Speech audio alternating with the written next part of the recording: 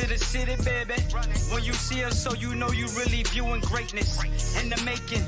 Double up on facts we stating. Podcasting, cruise control, city, state, the nation. So what you saying, what we saying, prime information. Facts, keys to the city, we unlocking the statements. Streaming every Friday. And ladies and gentlemen, we are back. Clovercrest Media presents Keys to the City. We are streaming on all social media platforms, including YouTube at Keys to the City. Like I said, new hoodies. The first order is out. If you want still, get a chance to purchase a Keys to the City hoodie, blue or black. And if anybody also wanted, since it's Breast Cancer Awareness Month, if anybody wanted a pink hoodie, we already got our first sale of a pink hoodie. If anybody wants, please let us know. We'll get to them, and we'll make out our second. Ted needs another hoodie. You got your hoodie? I didn't know. You said you needed a new one. But everything's looking good for that. Keys to the City, selling out like hotcakes, the hoodies. What's not that hotcakes thing, bro? Why? I'm getting you hungry. I'm teasing you. I know you're hungry, so I'm teasing you. I got to give you something. What's not pretty, what's not nice, what's not hot is the NFC least. I'm going to start calling it the NFC least because it's not the NFC East. Joseph, come on in and join us. And you just see right now the NFC East last night was the epitome of the NFC East. You look at this division coming into this year. I think we all were on the same boat. The Eagles and the Cowboys were the two favorites, and maybe two of the favorites in the NFC, where the Giants and Washington team would be at the bottom of the league fighting for maybe a top 3 pick. We don't know how that's going to be right now because does anybody in this division want to win a game? Not even just take the lead in the division, but win a game. Joe, show me that. I found a quick picture last night on Twitter, and I want you to bring it up, and how bad the NFC least is. And Ted, you were saying the Giants are like the definite. No, the NFC least is god-awful. There's 6 freaking teams that have 5 wins. The NFC least division as a whole is 5-18-1. There is nothing good. Thank you, Joseph, by the way. There is nothing good to say about the NFC least. The Cowboys, devastating injury last week to Dak, but even with Dak, they were god-awful defensively, one of the worst. If it wasn't for Seattle's defense, the Dallas Cowboys would be the worst defense by far, and they may be already to some. They're the worst defense. Then the Eagles are decimated with injuries across the board. They're going to have a JV team playing against the Giants. God, can the Giants win that game on Thursday? Don't know yet. They struggle in Philly in brotherly love. Then you got the Giants and Redskins. I said the Redskins. Redskins, terrible. They've been bad for a long time. The Giants. You said it again. I said it again. Who cares? Can I go back to the good old days of the NFC East? Because that's when it was good, when there was the Redskins. Then the Giants, they were in rebuild mode. You look at this division. Does anybody want to win? And if so, who is the best team? You might have to change the names. It might be the Cowgirls, the Pigeons, the Midgets, and the Redskins. That might be the better definition of all 4 So let teams. me ask you. It's not who's going to win. Who's the best team by 100? Oh, come on, Jace. Be realistic. Yes, Zach Ertz is out for a month. Miles Sanders also as well is out for a couple of weeks. Right? Who is the best team in the NFC least right now? I still think it's the Eagles. I really do. If you look at the teams that they played the last couple of weeks, even they were down huge against the Ravens and fought all the way back. And you can't name their receivers. You can't name their running backs because no one knows them unless you're an Eagles guy. I truly believe that Carson Wentz is the best quarterback in the division, which is not saying much. That's now that Dak's going, that's Captain Obvious. I know that. Thank you. And I think when you have a guy like him compared to Andy Dalton, Daniel Jones, and Kyle Allen. Yeah. And when you have the best quarterback, that gives you a chance every week, and that really truly is. And the Eagles, they've had some really unfortunate injuries this year. Yeah. Even last year, too. But if they can get healthy as this season goes on, they are the better team. They have the better defense of all the teams in that division. I truly believe that. I think Disagree. The best defense. What? I think the Giants have a better defense. I think the Giants' defense. Yeah. Yes. I'll tell you what. To me, Washington has a good defense too. Here's my whole thought on this Giants game, real quick. They deserve to win that football game. And when Kyle Allen kicked that ball up and Trey Crowder ran in for a touchdown, that was karma, just evening things up for that ridiculous call on the interception in the end zone. He landed out of bounds and neither foot ever touched the ground. Neither foot. I'm stunned at how they reviewed. They were under review for like 4 minutes. I'm stunned by that. And it looked like his elbow hit part of the That's weight. because someone in the booth or someone in New York was making special calls, Joe. You got to keep the game within the 3 points. I wouldn't be shocked, and look, the fact that the Giants stopped the 2-point conversion to win the game, to me, was the perfect ending to that game. It's rare that you see the Giants stop anybody. You saw they couldn't they really struggled to stop even a poor Washington team on third down. Yeah. But when it mattered the most. They had all the momentum in the second half. They had dominated. Absolutely. Well, dude, look, that drive that the Giants had in the third quarter was unbelievable. What an unbelievably great drive the Giants put together to eat the third quarter up. Got to score some points, though. I think Jason Garrett is a lousy offensive coordinator. I'm glad the Giants drew up some plays. I mean, look, we know that it takes quarterbacks in the NFL who can run, who can be a threat. And as long as Daniel Jones has that ability and you're not I don't understand it. The receiver had the best block on the field on that play. Yeah. I'm shocked that the Giants haven't used Daniel Jones' athletic ability a little bit more. Look around the league. Well, everybody does it. Agree. Yes, and this is one of his greater traits is that he's able to run. He's the leading rusher on the Giants, by the way, currently. Well, that was one of his better strengths, and that's why I was happy when we had a quarterback because we're so. Past 16 years, we've had a quarterback that was a statue. We love Eli. We've always had a quarterback since Fran Tarkenton. Yeah, that's true. Name me a quarterback that you remember that could run. Jeff Hostel had some athleticism when he played on the 90 team. Here's the thing, Ted. I'll agree with you in the sense that the Eagles are the best team in the NFC East just because of the factor that in the way that quarterbacks are so valuable right now, we would say that Carson Wentz, all of us, I could say, speak for all of us, that he's the best quarterback right now in the NFC East. And that's not saying much because he hasn't even played that well. Have the best defense in the NFC East, so something's got to give. That's what I'm trying to say. The past couple weeks in the NFC East, it's been something's got to give. With the Giants game against the Cowboys, the Giants against Washington this week, now the Giants against – I'm not even talking about the Giants. I'm talking about in the NFC, something's got to give because we already know Dallas' defense is atrocious. They got this – I mean, I don't know what the hell happened last night. They didn't even show. That was they didn't even bother to show up. It seemed like an embarrassment. Washington has had their issues for years now. The Giants have had their issues for years. Philly is just getting decimated with injuries, and they have the best quarterback. I would say they have the best coach as well, and Doug Peterson. So you would say that the Eagles would be probably the best team in the NFC East. It's just. You look at that division, it's literally up for grabs. I mean, we've been talking about the Giants for this entire year saying, are they going to get Trevor Lawrence? We sit here now on October 20th, 6 weeks in, going into week 7, a huge game in the NFC East. And the Giants could be the NFC East leaders after week 7. And we've been talking for the first 5 weeks, maybe they could be the number 1 pick. I think the Jets established themselves as by far the worst team in the NFC.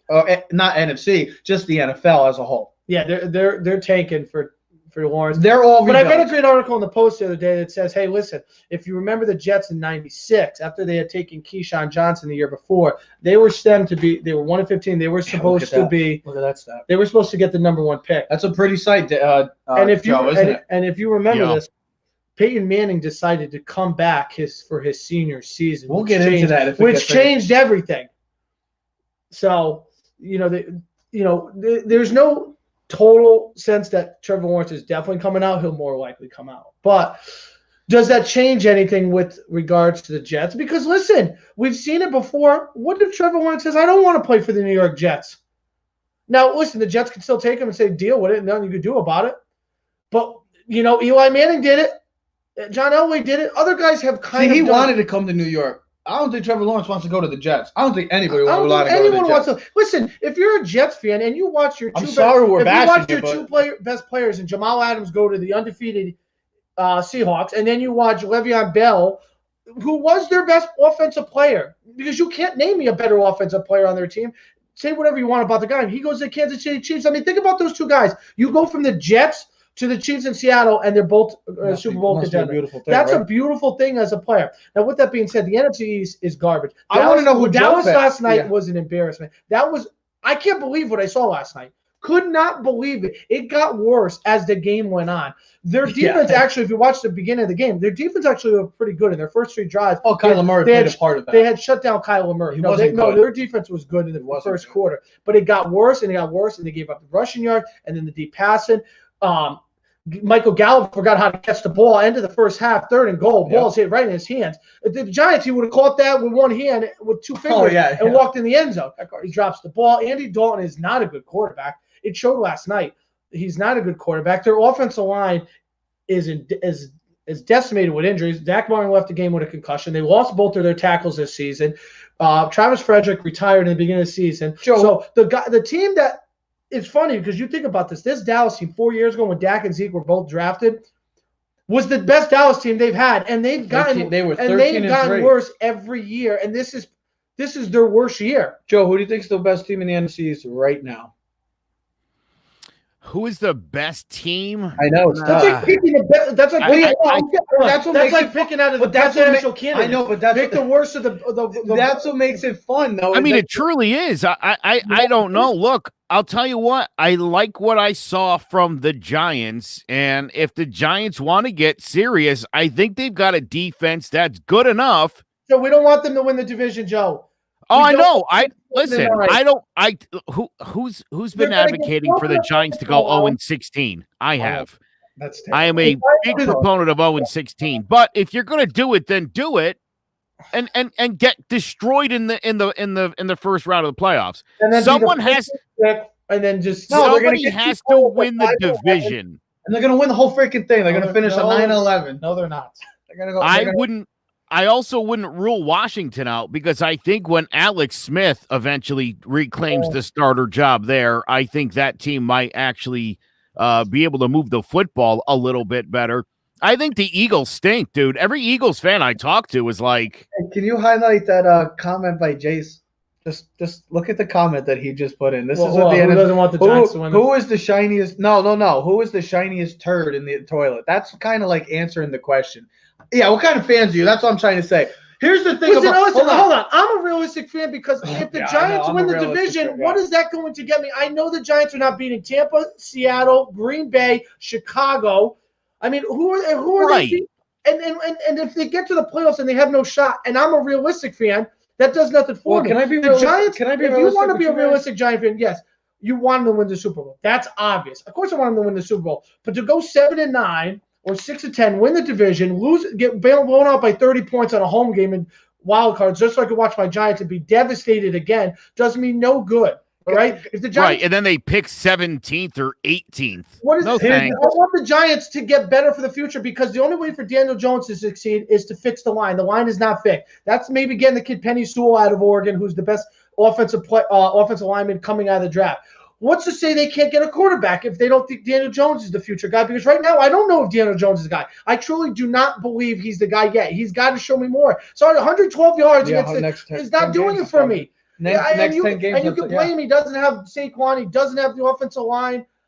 Still, you can't. No, in a game, you got to find a way to win. In today's game, where it's a passing league, maybe you can blame 3 new coaches in 3 years and all the different offenses. It is what. Here's the thing, guys. No matter what we want to say about the NFC East, there's going to be a winner, and there's going to be somebody in the playoffs this year. 6 wins. We don't know. I don't even think somebody's going to get 6 wins. Yes, they will. I mean, close. I mean. Give me some sort of positivity that you could see in the next 10 weeks from any of these 4 teams that makes you believe there's going to be a team that's going to win 4 or 5 games. Eagles will beat everyone in the division. That's why. They'll beat Washington again. They'll probably beat the Giants twice because the Giants, for some godforsaken reason, can't beat the Eagles. We've lost 9 of the last 11 games against the Eagles. The best playmaker in this division right now is a rookie, and he's on the Dallas Cowboys. His name is CeeDee Lamb. I believe he is the best offensive weapon in this entire division right now. If we know who better than Zeke, call me crazy, better than Terry McLaurin, and give me somebody on the Eagles, I'll take CeeDee Lamb. He's been their most consistent player. Amari Cooper's 2 up and down. CeeDee Lamb is a star in the making for this team, but maybe they should have went in a different direction, knowing knowing also it could come back to haunt them because of look at that offensive line. Well, now. you heard Tyron Smith's gone, could be probably done after this season. Travis Frederick retired. Zach Martin's dealing with injuries. Leo Collins is dealing with injury. I know you got a nice weapon. It's like what the Giants did in the sense. You heard what Troy said last night, right? Please hold on. With Jack's contract. Okay. How that's going to affect. This kind of reminds me of the Jerry Reese taking Beckham over an Aaron Donald. Now, we didn't know Donald was going to be the best player in maybe the league, but we took the shiny toy in Beckham. Oh, we get a weapon for Eli. That's good. We got a weapon for Dak. CeeDee Lamb's been amazing. But now that you look at that line and you look at the struggles, and now they're dealing with a lot of injuries. You come back. But they've drafted offensive linemen every year. They drafted Connor and Williams look how it's panned out for them. Yeah, well, they didn't expect Tyron Smith to get hurt. They didn't expect Leo Collins to get hurt. But in an offense that already has a great running back, has solid tight ends, and now a good receiving core, why did you need to go get another one? I know that's your offense. Now you got to go pay Dak too. Why did you not go build the offensive line? Offensive line is very important in the NFL, no matter what some people want to say. Because the offensive line wasn't the problem. The problem was declining. It was their defense. It was declining. It was their defense. Going into this league, I told you beforehand, I thought Dallas's defense was going to be superb. You looked at their front set with Dontari Poe, with Gerald McCoy, with Everson Griffin, with Aldon Smith. You had Van Der Esch and Jalen Smith. You look at that front seven, you're like, that's a solid 7, bro. That's a defense that's going to come at you, even though their secondary's weak. They can make plays. Their defense has been atrocious. That's what's got to be the most embarrassing thing as a Dallas fan is how weak and poor their defense has played. That's what has killed me because if you're giving up 40 points a game, I don't care what your defense does. Dak was leading the league in passing, and we're scoring 34 points a game. If you're giving up 40, that's – I mean, Joe, it looked nice to have a CeeDee Lamb come when it was draft night. We all thought it was, oh, man, Dallas, that offense is going to be deadly. Now you look back. I know Dak's out, but still that offense has major issues going on. Mike McCarthy – could be a questionable hire as of right now. That's like, here's the thing. That's Kansas City. But you know what, Kansas City? They don't take CeeDee Lamb in the first round. They find a CeeDee Lamb in the second, third, and fourth round. Did you also see how many receivers the Eagles have missed on? Oh, yeah. Oh, well, the opportunity. Yeah, but we talked about this year. Justin Jefferson was right there for the taking. We both had the Eagles taking a receiver. Yeah. And they did not take it. They took the wrong guy. And here's the other thing. They took Jalen Hurts. Listen, I like Jalen Hurts. He wasn't the right pick at the right time. No. Take another weapon for your – grab an offensive lineman, grab a defensive player. Let Jalen Hurts sit. Let someone else grab him because if you have Carson Wentz, you sign him to a 5-year, $100 million deal, and I know it's more than $100 million, then you don't need another quarterback. You don't even draft a quarterback in the first 2 rounds. You draft him in the 4th, 5th round, and you let him sit because there's no problem with that. If you're drafting a quarterback in the first 2 rounds, there has to be some type of expectation that you're going to use him in some facet of the game or he's going to start. So we have both the Eagles and you have the Giants as the best team in the NFC currently, correct? Yeah, currently as constructed based on results and based on promise. Now, listen, the Giants have to open up this offense more. I'd need to see more of Daniel Jones making plays. Dude, that toss he made to Slayton, Danny Dimes. Let this guy throw again, look at it. Seems to me that the Giants' game plan is to not lose. Like, that's the game plan going in is like, let's not lose this football game. That's not how you win games. No. I've been saying from day one, Trevor, and I say this to you, okay? I want to see the Giants get better. And the only way you're going to get better is by opening things up. I've been saying this for 2 years now. Open it up. Let this kid do some stuff. Yep. See what works, see what doesn't. Let him start clicking with people. They should throw caution to the wind on offense and just go for his strengths. His strengths, you know he can move in the pocket. You know he has mobility. So play up to this guy's abilities, and it'll allow them to, again, have drives like they had in the third quarter.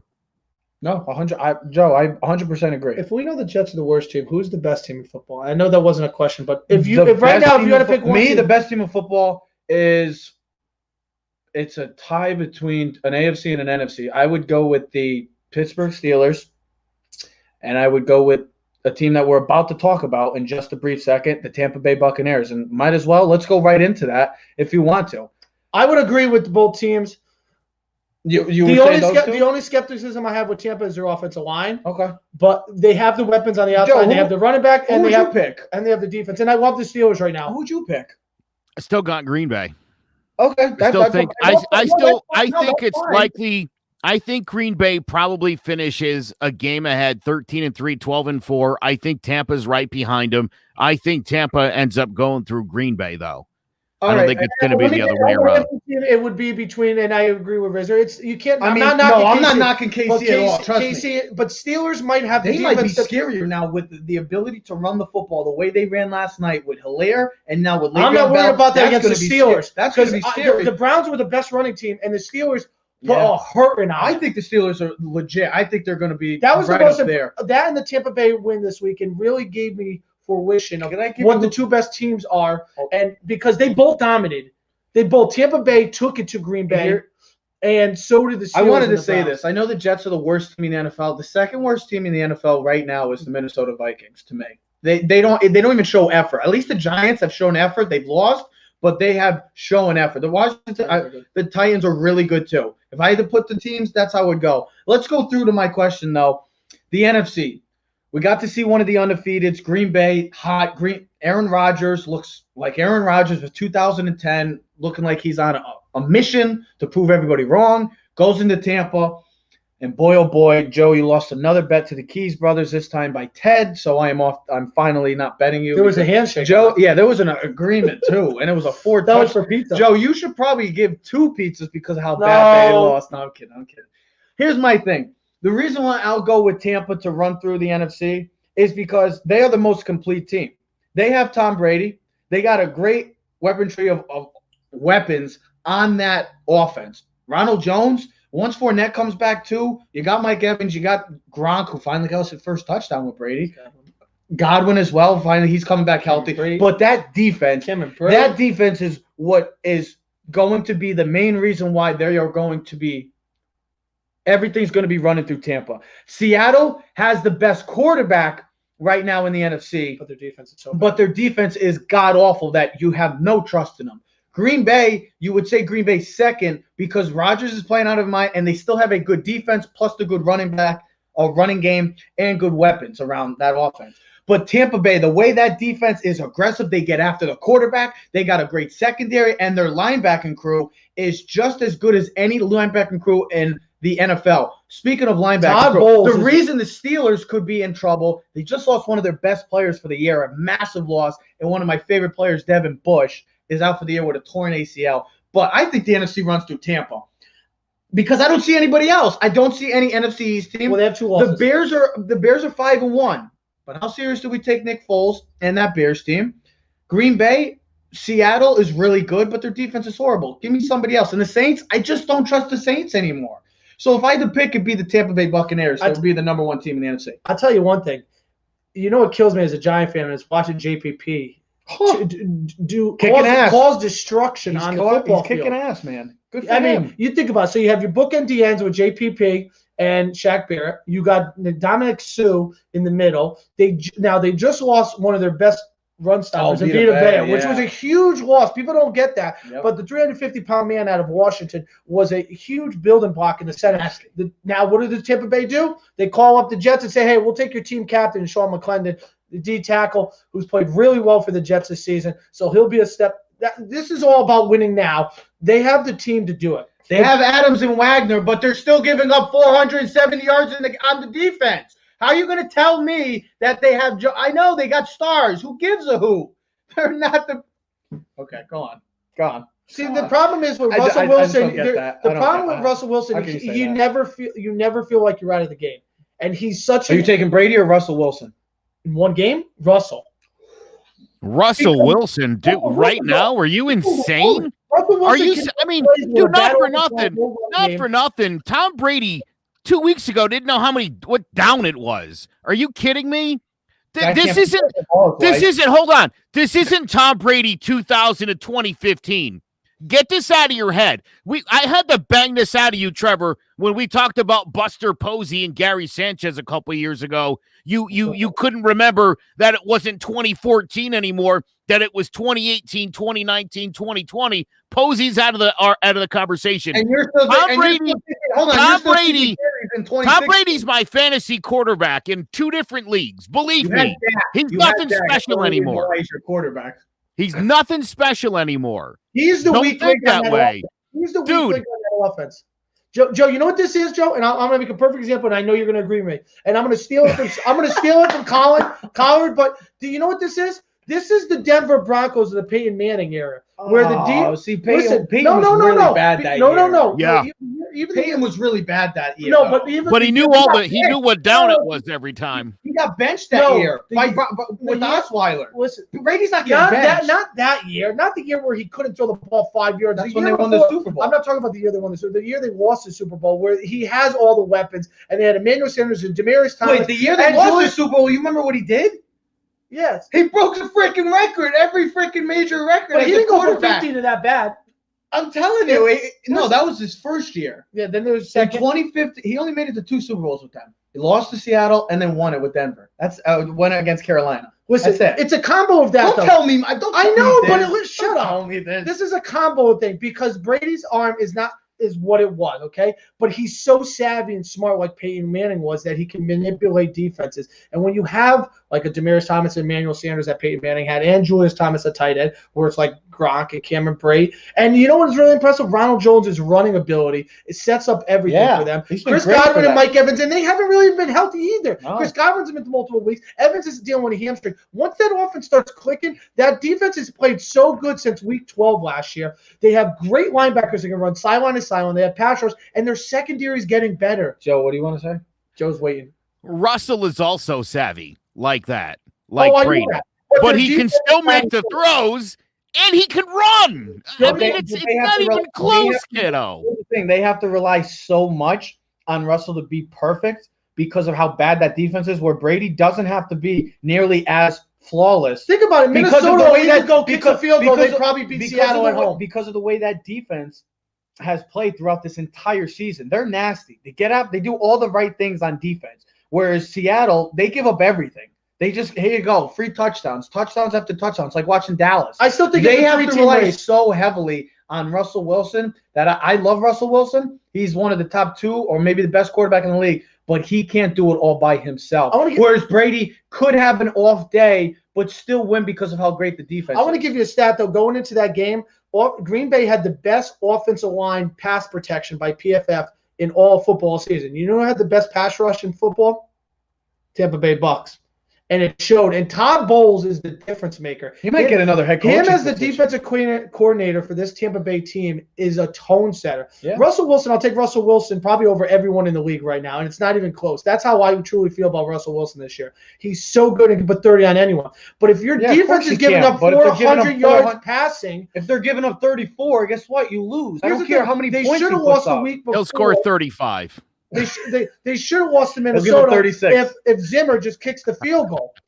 We've seen that 2 weeks in a row. Romeo Crennel just kick the extra point and go up 8. Instead of going for 2 and winning by 9, you lose. The Titans come down, kicks the extra point and win the game. And then the week before, you'd think these coaches would want just go up by 8 because you can't lose. You can't lose if you go up by, and you're the road team. Both coaches did it in back-to-back, and it both backfired on both teams. And both teams are garbage. Houston sucks, and so does freaking Minnesota, and Seattle almost lost to them, and Titans almost lost to them. So it just shows that some of these coaches outthink themselves. Rister, hold on.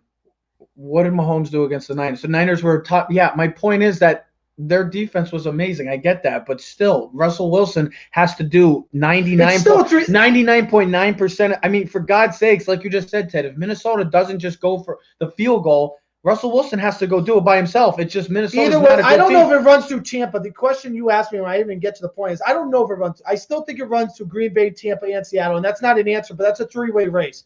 Because the Ted never gives a straight answer. Well, because Tampa has 2 losses, and Seattle's undefeated, and Green Bay has 1 loss. So Tampa has the bridge over Green Bay. But if they still have 1 less loss than Tampa Bay, they're going to be the 2 seed. The 1 seed gets the bye, so that changes everything.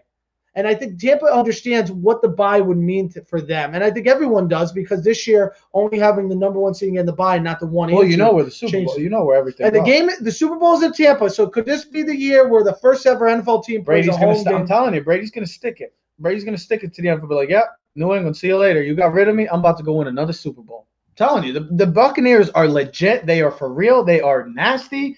And they have all the weapons. I'm not giving Chicago. And they have until they beat a real team and they play the Packers. Hold on. And they have all the makings to win a Super Bowl. Have all the right ingredients.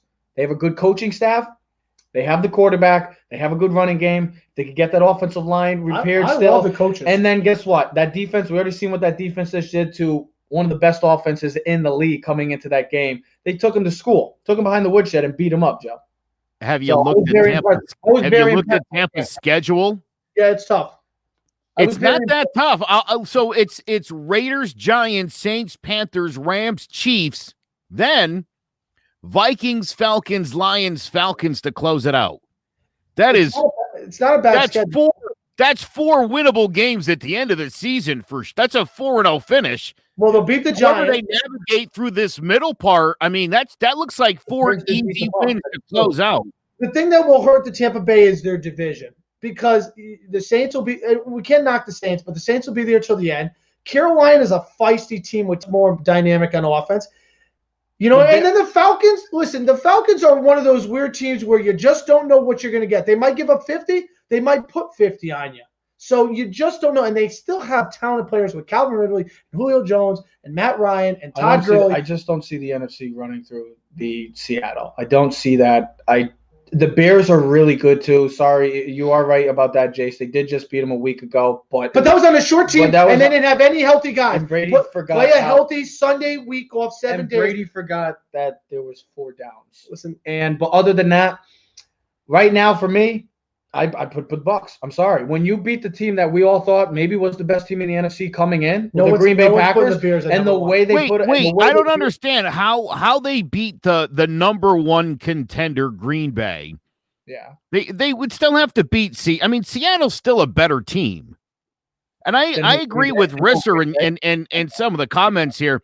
I think the undefeated team with the best quarterback and probably the MVP of the league. That's fine. In Russell Wilson, I'm gonna say it's got to run through that guy. Tampa doesn't run through Tampa because they have a good defense and Tom Brady's there. I'm sorry to say. Hey, can I tell you something?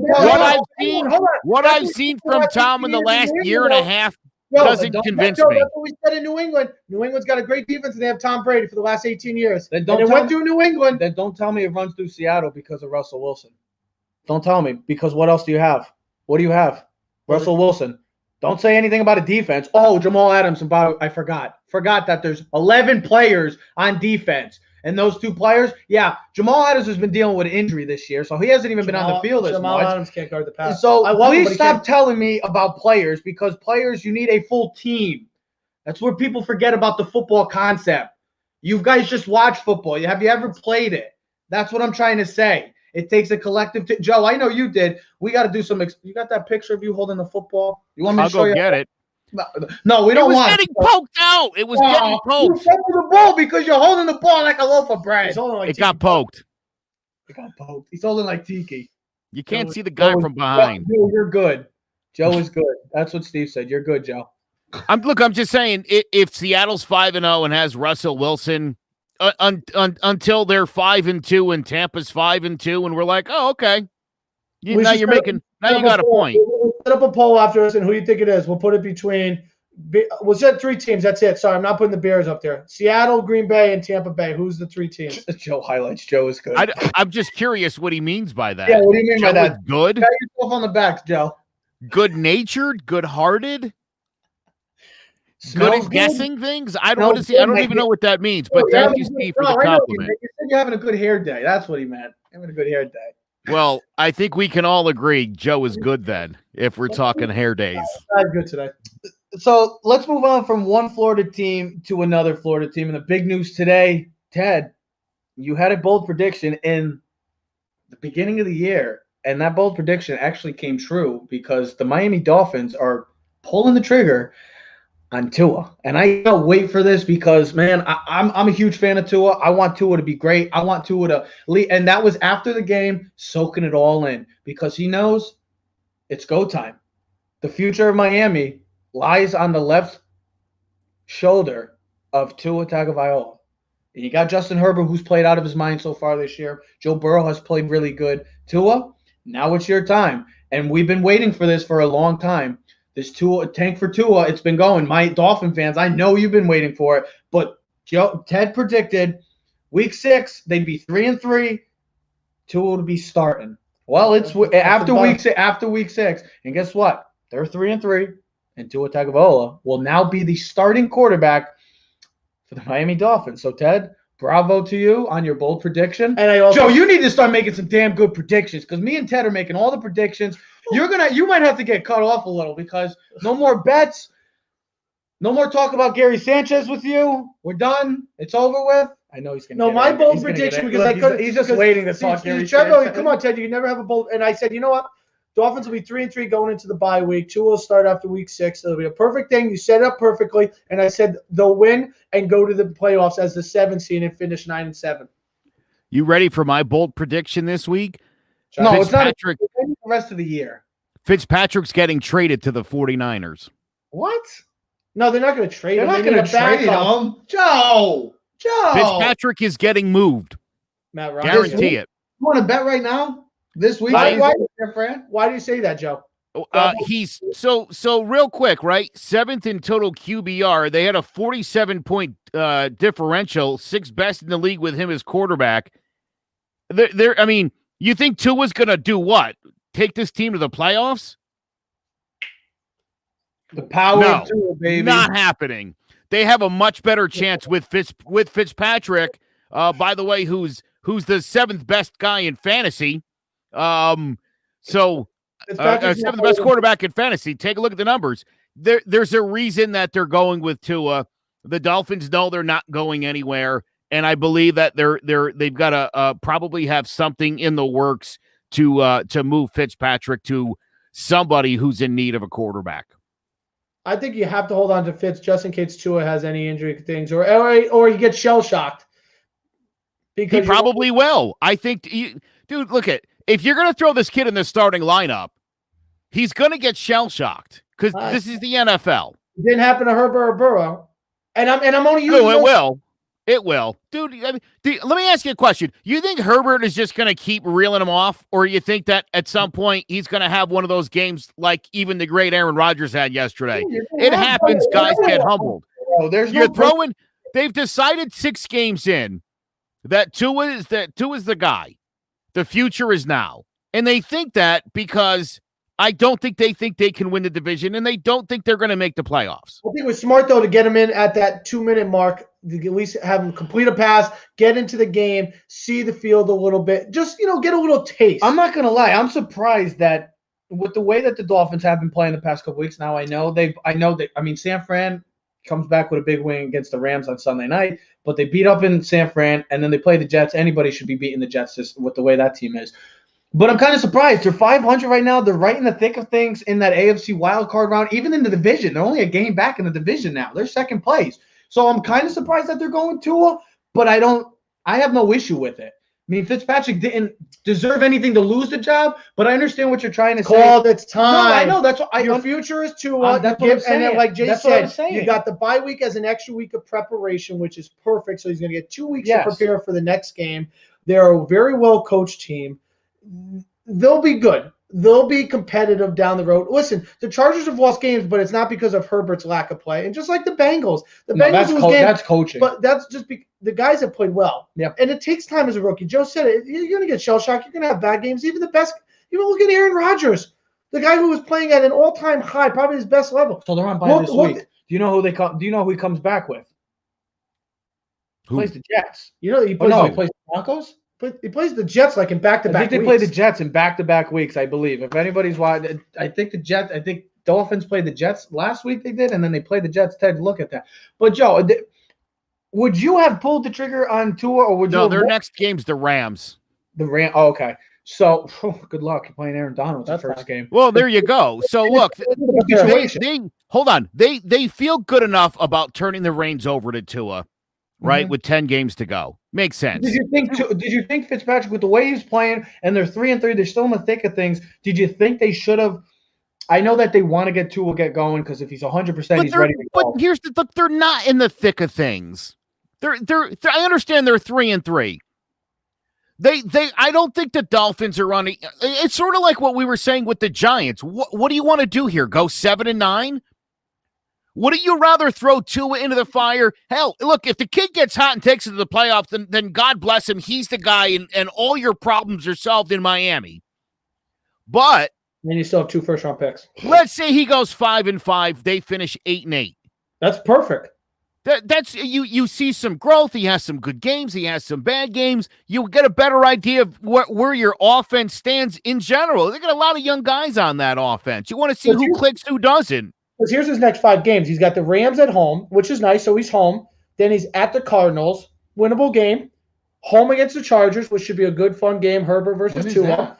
That's 11. Hey, Jace just pointed out too, not just Aaron Donald. Jalen Ramsey. The Ramsey. Jalen Ramsey, Then he goes to the Broncos. Then he goes against the Broncos, and then he plays the Jets. So I'm looking at that next 5 games. That's 3 winnable games out of 5.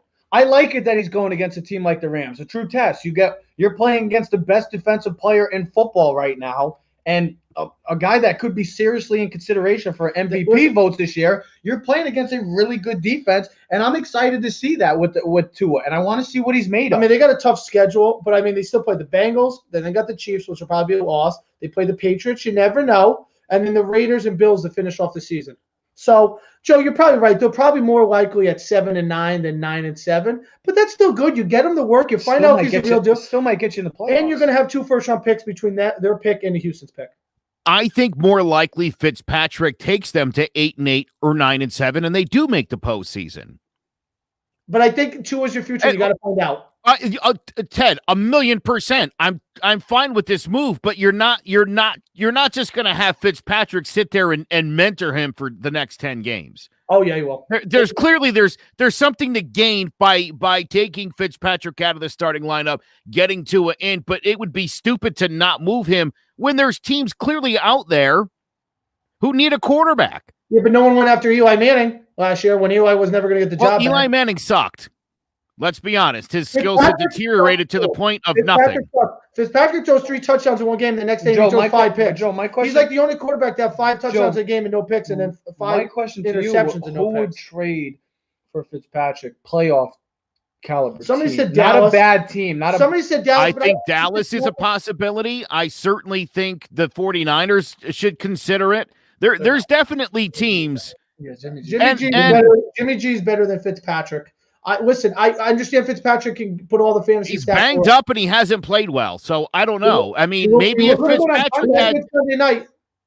Fitzpatrick had some weapons around him, maybe he would play better. No, maybe they don't want him to throw the ball. I mean, I think it would be the same offense. It's not like Fitzpatrick's not going to San Francisco and throwing 50 times a game. That's not what he's a smart guy.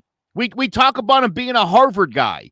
If they tell him, look, get the ball to these running backs, get these slant routes, get some drives going, let's eat some clock, he could do that. Fitzpatrick's not going there to throw 40, 50 times a game. He would do exactly what Garoppolo does, but because he's a smarter person, he could limit the mistakes. Let me put it this way. If the 49ers are trading for anyone, they're going to go trade for Matt Ryan, who played with Kyle Shanahan, who led him to the Super Bowl. And assuming the Falcons are willing to move him there. And the Falcons are probably going to do that eventually by this season or next season. The problem is his contract and the money. And that's the problem with a lot of these veteran quarterbacks. They have big money at their end of their deals. Because Atlanta is rebuilding. They're moving on to the next year. They want a young quarterback. They want the future. They might draft one next year and hold on to him and do what they did. Trade Matt Ryan and have the young kids start at the end of the middle of the season. But that's a guy Tua Tagovailoa would have to play like put it to you like this. If Fitzpatrick comes if they keep Fitz, and I'm telling you they're not gonna. But let's pretend this happens, and they start Tua, and he has the Nathan Peterman 6 interception game, Jace. I'll play along with you for a minute. Ready? And then let's say the week after that, it's another disaster, and they're like, hey, gosh, At what point do you think they bench Tua and put in Fitzpatrick? 3 games, 4 games? Then it gets so you're telling me, let's say Tua gets into 4 NFL games and he's a total disaster. Well, guess what? I bet you in the offseason, Tua gets waived by the team. So your scenario is very unlikely, as is the one I just suggested where Tua gets cut at the end of the season. Stop that nonsense. They're not going to put Tua in for 8 games and then be like, well, no, this isn't going well. Let's have that's not what they're doing. Yeah, the only way why would you? Why would you do that to a young quarterback? Here's the reins to my team. Nope, never mind. Let's go grab that 38-year-old pick machine. No way. Come on, guys. It doesn't. I don't mean you two. I mean the knuckleheads in the chat room, guys. Think about this from a business standpoint. If you can get a 6th round pick for Fitzpatrick, that might be one more guy you could throw on the roster next season in a draft. It's an asset that would only help Tua in the future. So why would you keep Fitzpatrick for what? To teach Tua what? How to run out of the pocket? He doesn't do that.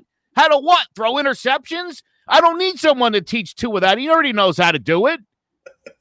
There's nothing to gain by keeping Fitzpatrick. They're not going to be in contention unless Tua goes on a 9-1 run. And stop it because he's not. Maybe the Jets will trade for Fitzpatrick. Maybe. You never know. Why not? Make a run for it here. They've got all the time in the world. maybe the Dolphins. Hold on. Wouldn't you like to see the Jets acquire Fitzpatrick and then just waive him a couple weeks later? Oh, he already played there. Don't need to bring him back. He did play there for the He already played there. He's played for pretty much everyone. Yeah, he has. I think the Jets are a disaster. I don't want to even discuss Sanchez. Just go get Gary Sanchez. Stop. There's a pick machine. I'm sure the 49ers would love to get Matt Ryan. I'm just not sure that Matt Ryan and the Falcons have any interest. Also, I think that the general manager as well as the owner of the Falcons are delusional loon moons. Have you read anything they've said in the last week or so? Dimitrov. No, I know. But in his heart of hearts, he thinks they can turn it around. So you think he's going to trade Matt Ryan? Yeah, because they know they're no. Matt Ryan doesn't give them the best chance to win it. Because I agree with you. I don't think he knows that. This is what happens when you have a Jerry Jones type trying to run your team. Joe, they were talking about trading Julio. Now, I don't think it would happen because those are your two icon key players that you've known for the last 10 years of your franchise. But if you're going to go rebuild, you go trade Julio, you go get first-round picks for him. And who needs a star receiver? New England could use a star receiver. But you're rested. You know what I mean? That's what I'm looking at. A team like Buffalo can use another. What about here's a perfect team. What about the Steelers? Because they don't have a number one. They don't have a number one receiver. I think Claypool's emerging as their number one. But imagine having Julio. He's been lights out. He's been a great pickup for them. I mean, Deontay Johnson's been dealing with injuries. When you're going for the championship, you go all in because the Kansas City Chiefs didn't need friggin' Le'Veon Bell. No. But it's called. What is it called? What's it called, bro? What's it called? Cherry on top. They got cojones. They got cojones. No, it's called a cherry on top. They're going for the jugular. They're going for the jugular. It's not cojones. It's called cherry on top, bro. They're going for the jugular. They want to put it out for the rest of the NFL. What's it like, the riches or something? When you're just the rich. When they're rich, getting richer. That's not it. But there's another. Whatever. It sounded good. Let's shift over to the gridiron or the diamond, I should say. We've been talking so much football. It's good conversation. I don't know. I get excited. So back when we did this show, we were going to be thinking the complete opposite of a World Series. We were thinking maybe the Rays versus the Braves. Well, there was one collapse, and it was once again an Atlanta team. The Atlanta Braves blow a 3-1 lead, and now we are here. Great Game 7, by the way. I really enjoyed that. Bellinger hit a bomb. It was just all around. Mookie Betts is nasty. I'm not getting into that. That's another day. But this is... Coming into this game tonight, this is the matchup, I feel, other than the Yankees and Dodgers, that we all predicted would happen coming into this playoffs. These were the two best teams the entire season. From top to bottom, throughout the entire 60-game schedule, bam, these were 1-2. Am I wrong about that? Other than the Yankees, these would be the top two teams.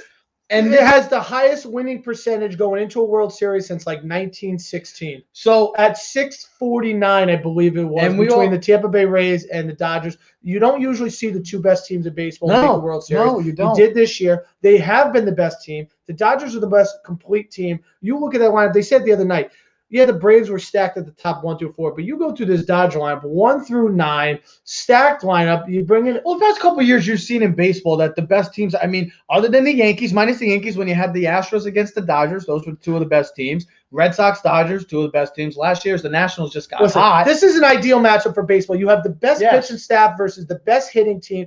Or from 1 to 9, complete hitting team. You can make arguments for other teams in baseball. But did you see that photo I sent you? I posted on Keys of the City's group. I posted a picture of the contracts of Clayton Kershaw and Mookie Betts amount to $26 million. The Rays' overall salary amounts to $28 million.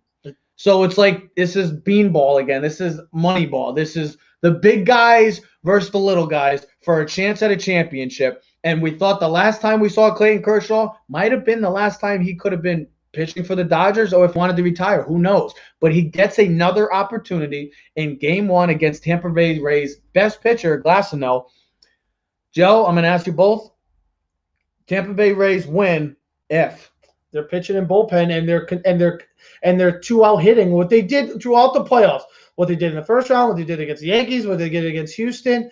Listen, when they were winning, it was clutch hitting, and then there was starting pitching, and then lights out bullpen. And that's how you win these games. It's plain and simple. Mm-hmm. The Dodgers, you worry about their bullpen. That's the only thing you worry about. I'll get into the second. And you worry about Kershaw and how he'll perform. If Kershaw can perform, but the Rays will win if they do what they've done all season. Clutch hitting, starting pitching, and bullpen, and they play great defense. They don't beat themselves.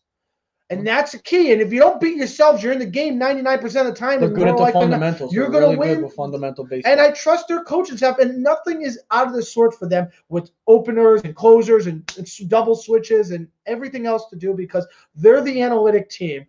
And the analytics are working for them, whereas analytics don't work for other teams. Because they find the right personnel to match their analytics. Joseph, the Rays will be the champs if Ted said everything I was going to say. So I apologize. No, it's all good, brother. I think the only caveat I would add, I mean, again, you pretty much nailed it. What Tampa needs to do to win, you got to keep the Dodgers in the ballpark.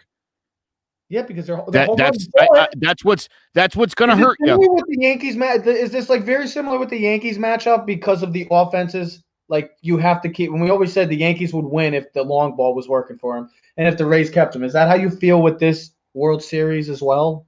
I think the plan for the Dodgers is to, try to get 7 innings out of your starters and then turn it over to your bullpen, like more conventionally than how other teams do it, and hit the ball out of the ballpark.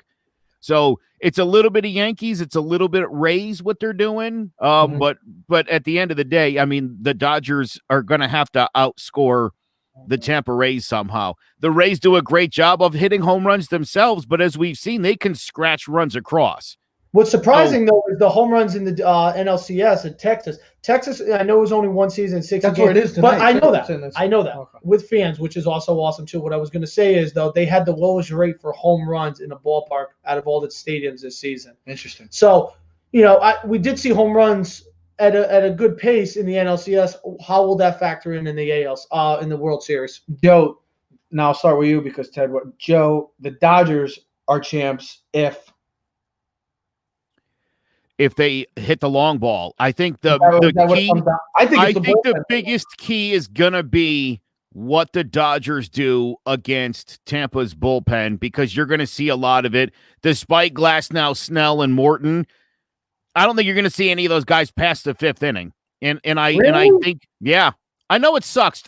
Look, dude. I think I can see Glasnow. Listen, 7. I think they want to keep it to those 3 starters if they can. And you do that by limiting their innings. And you can limit their innings because your bullpen is unbelievable. As long as the bullpen goes out and doesn't get touched up, a walk, a home run, there's 2 runs. Now you know what I mean? If Tampa can't shut it down, because it's going to be a lot of bullpen. It's going to be a lot of bullpen. That's where it's going to be. And again, you're going to see the Dodgers, much like the Yankees, when you get these 98-mile-an-hour guys, you're swinging for the fences. When the Rays were winning just like the past two series, when they lost to the Yankees long ball was working. Lost to the Astros long ball was working. Perfect, Joe. I mean, literally, if they can keep the Dodgers, they've been through it so far in this postseason, the Rays. They went against the Yankees and the Astros, two of the best offenses in all baseball. They're going against probably the best now for a chance to win a championship. When they dominate, they dominate. They shut down those offenses. But when they have off nights, as you've seen in the past, they've lost these games because of the long ball. So if the Dodgers, plain and simple, they got to get after him. They got to get after him early, I could see, because of the factor that bullpen is their glaring weakness. There was a stat I saw just before the Yankees got eliminated. So I'm not sure where it stands now, but teams that had out-homered the other were 18-0. Wow. In the postseason. That was like 4 or 5 games ago. I don't know if that still stands, but again, I think you see the overwhelming majority. Let's say the last 5 were all losses. Game 7 the other night in the Dodgers game, they out-homered them, so that was another win. So there you go. I don't know about the other, but what I'm going to say is, and I'm going to add a little bit to the Dodgers. You said, for them to win the World Series, is use their experience to their advantage. They've been here before 3 years in a row, either at the something's got to give at the NLCS or World Series. So the magnitude of the moment won't bother these guys, and I wonder how Tampa, a young team who hasn't been here in 2008 was the last time against the Phillies they lost to.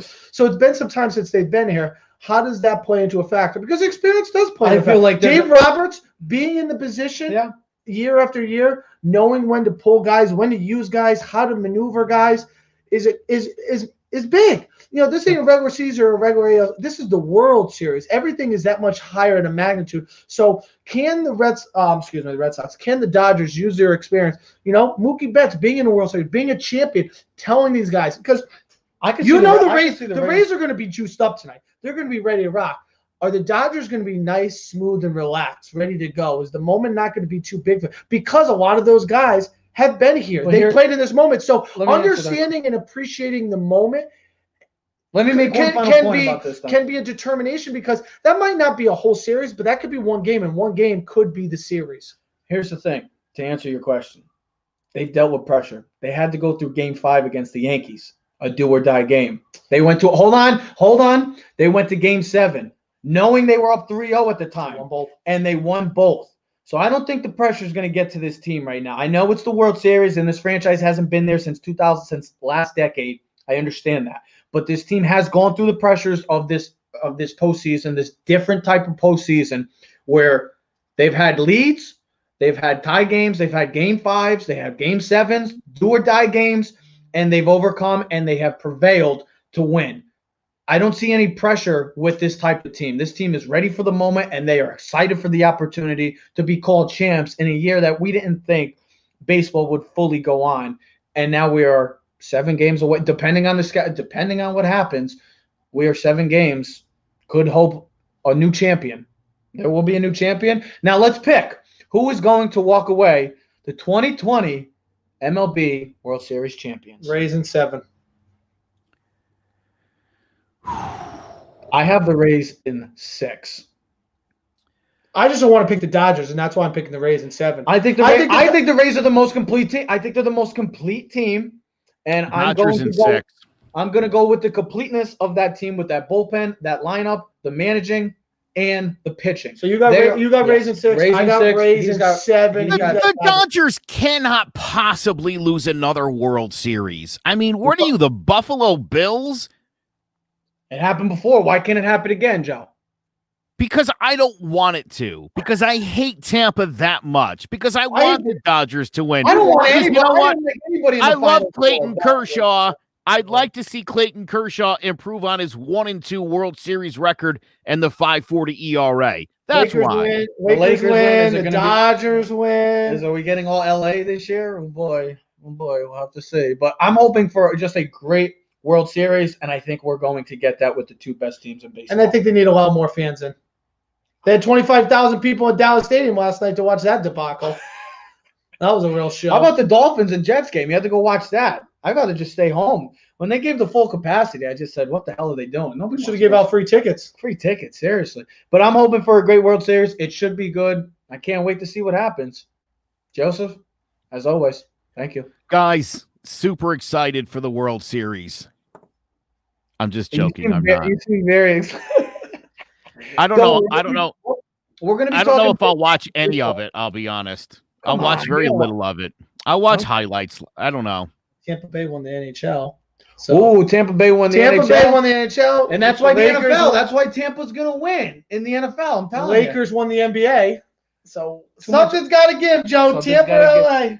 Joe, I can't wait. Maybe we'll see at the end. We got to figure out when we're gonna have a preview of Thursday night's classic Giants-Eagles game. We don't know when that's gonna. We don't know. Presidential debate. It's gonna be one of the lowest rating games ever because of that. But yes, ladies and gentlemen, the World Series is upon us. Enjoy for any Dodgers and Tampa Bay fans. I know I don't really care, but it should be a great one. It should be exciting. We'll be back end of the week, like I said. Hoodies, if you want it for the second order, please message one of us, blue or black. Let us know ASAP.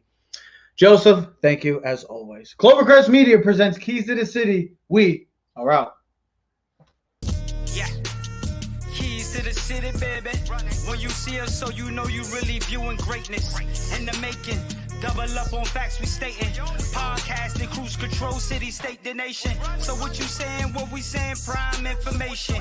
Facts, keys to the city, we unlocking the statements. Streaming every Friday.